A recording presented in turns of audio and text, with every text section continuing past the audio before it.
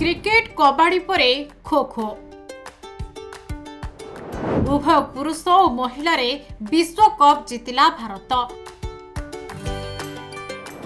विभिन्न महलरू छुटिबाकु लागिछि प्रशंसार स्वर। विश्व देखिला खो खोर मजा। प्रथम थर पाई भारत ही खो खो विश्वकप आयोजन करिथिबा उभय पुरुष एवं महिला रे होइछे विश्व चैंपियन। नुआ दिल्लीर इंदिरा गांधी स्टेडियम ठारे आयोजित ही मेगा इवेंट रे विश्व कप जीति इतिहास रचिछि भारत। फाइनल मैच भारत और नेपाल मध्य होइथिबा बेले महिला वर्ग रे 78-40 एवं पुरुष वर्ग रे 54-36 सह एही विजय हासिल करिछि भारतीय खो खो दल।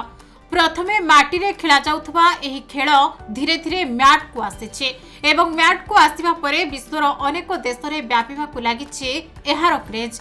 कबाड़ी परे खो खोर पृष्ठपोषकता ओडिशा सरकार ग्रहण करबा सह एही क्रीडार विकास दिगरे बहु सहायता जगाई देबाकू प्रचेष्टा करुछन्ते। फाइनल मैच रे ओडिशार क्रीडा मंत्री सूर्यवंशी सूरज उपस्थित रही चैंपियन होइथिबा उभय दल को शुभेच्छा जणाइछन्ते।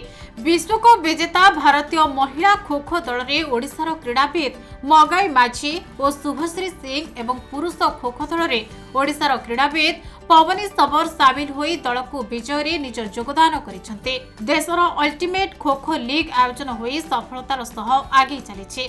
एही क्रीडा द्वारा प्रत्येक वर्ष अनेक युवा एवं प्रतिभावान क्रिकेटर सृष्टि करिबारे सहायक होउछे। ब्यूरो रिपोर्ट, खेल ओडिशा।